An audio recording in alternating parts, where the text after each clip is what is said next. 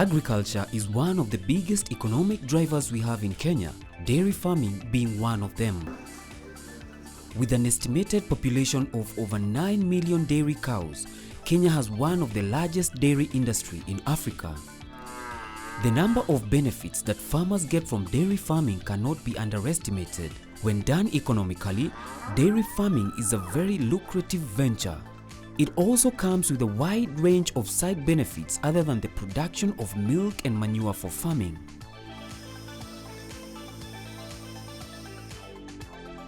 In the sprawling greenery of Tigoni in Kiambu County is Freedom Dairy Farm that has channeled some of these benefits towards a very worthy cause. Freedom Farm, or in Kiswahili, Uhuru, was established with the intention of helping young underprivileged girls get a high school education.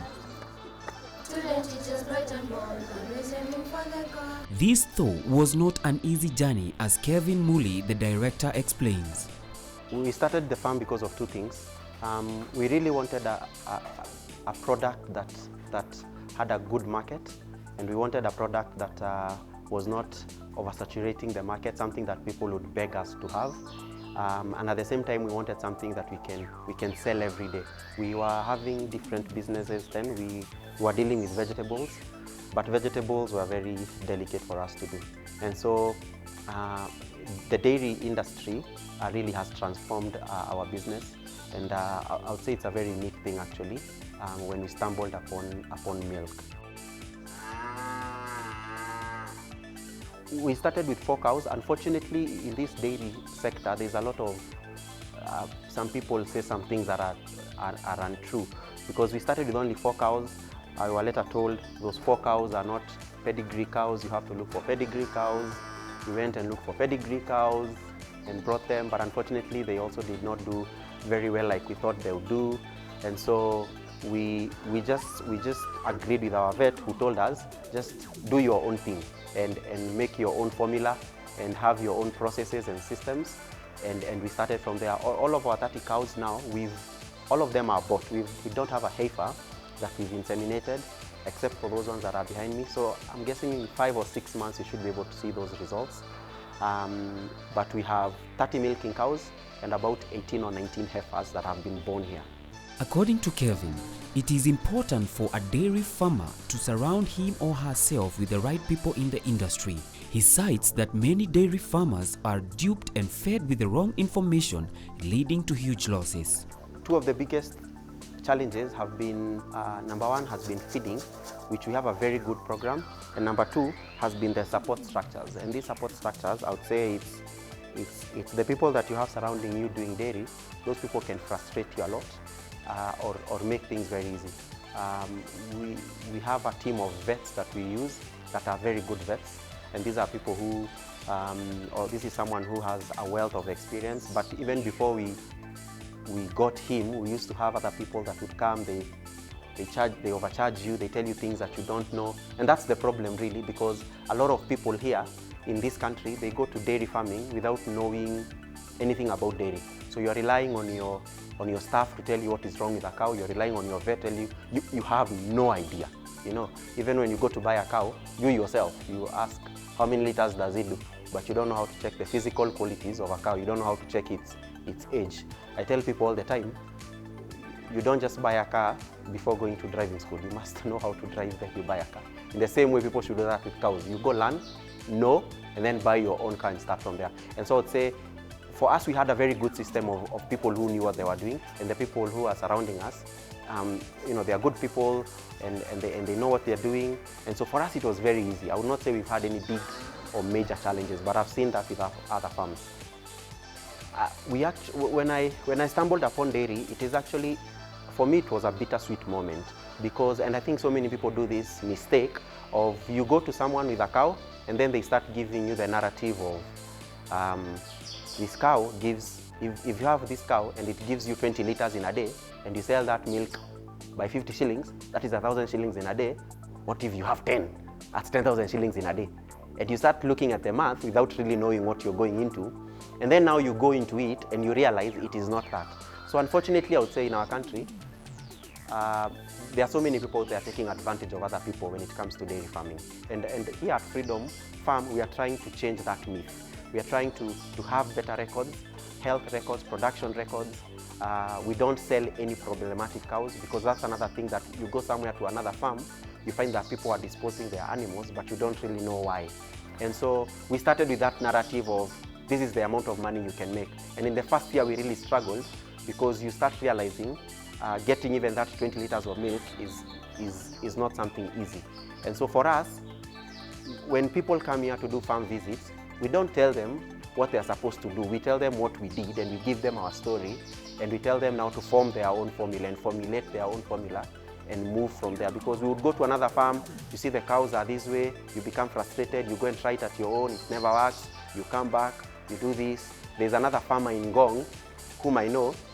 He goes to JKIA every day and collects rose petals and feeds his cows. He's in Ngong. He feeds his cows, he's in Ngong. And you wonder all those chemicals and the rose petals, and his cows are doing well. And so you wonder, will you now go and take also your cows and feed them on rose petals? And so it's really, for us, it's been a really good path of learning. I don't have an agricultural background.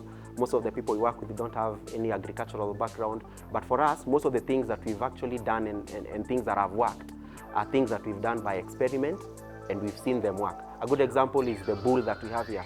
Most farms would go to, people tell us, oh, do not ever keep a bull with the normal regular cows. And you ask them why, and they don't know. And for us, for example, over the last 2 years, we've seen an increase in our pregnancies. And I don't know whether it is because of the bull or what, but most of the cows that are actually born in this farm are actually heifers, whether it's the genes of that bull, or whether somebody told me that, you know, if an animal goes on heat, the faster you inseminate it, the faster likelihood it will be a heifer. I don't know. And so there are some things that we just do here that I really can't explain. Maybe I would say that it's just the grace of God. You will agree with us that this is a challenge that has destroyed many dairy startups. The right information is key in any farming venture. Many people practicing dairy farming today are not satisfied with the amount of milk their cows are producing, especially when they are successful dairy farmers getting 30 to 45 liters of milk per cow per day. The easiest solution to this would be to buy some of the successful farmers' cows. This is solving the problem without actually solving it. To solve the problem, a farmer should first learn to feed the cows as required before buying high-producing cows. Kevin insists that location for your dairy farm is one of the key things to consider. 3 things, the weather, number 2, nearness to market, and number 3, just the geographical area which we are, security-wise is very good. And, you know, nearness to market means that every day we sell our milk as raw milk, but we don't deliver our milk outside 10 kilometers of our radius. Every day we drive for around 3 kilometers and all our milk is gone. The closest customer that we have is only 2 minutes away. Our biggest customer is 5 minutes away. Our farthest customer is maybe 15 minutes away. And so we never drive for long distances before before solving the problem of selling our milk. The other thing we thought of was also security. We've never had any security incidences at our farm, either by people or also animals. We've had other farms where wolves or stray dogs or things like that, they come into the farm and they do nasty things. We've never had any of those. And so those have been our 2 biggest advantages. The last point is also the geographical condition. These are the highlands. A lot of people here, they take milk, they want chai. It's a tradition to give someone chai when you're here. And so basically, we went to where the product is needed the most, and we started a farm there. And of course, because of the high altitude, it's Tigoni, Limuru, it's green throughout the year. And so that has been a very wonderful thing on the sides of feeds, because we grow maize all year round, we grow napier grass all year round, we have grass all year round, and even lucerne all year round. So even if the rains are not there, we feel that we have that buffer of there isn't so much problems when it comes to feeding. A proper feeding regime is important. In most cases, It distinguishes the successful farmers from the unsuccessful ones. With feeding, there is not one golden formula that guarantees success. However, there are guidelines and rules of thumb that when followed will more often than not produce good results. It is, however, important for farmers to understand that they have to choose a formula that works both for their dairy cows and for them. In that, the cows improve milk production and at the same time not strain the farmer. Some of the best animal feeds are expensive, and this at times produces losses even with good milk production. Some farms have resorted to planting their own feeds, and this has greatly driven down the costs. Uhuru Dairy Farm is a great example. We feed all of them. We have Napier grass, we have corn, we have lucerne, and we also have green grass. We mix it up all together and give it to the cows in the ratio of how they are producing. So the high producers get a little bit of more concentrates and a little bit of more lucerne. The others, they get a little bit of this and a little bit of that. The heifers, sometimes they don't get the lucerne or they don't get the corn. But what animals like, and I've told people this 100 times, animals like consistency. If you feed your cows every day at 7 with the same kind of feeds, you should do that for a whole year. It's not a big wonder when we buy cows and they come to our farm. When we buy heifers, somebody will tell us, oh, I have a problematic cow, it never gives birth, blah, blah, blah.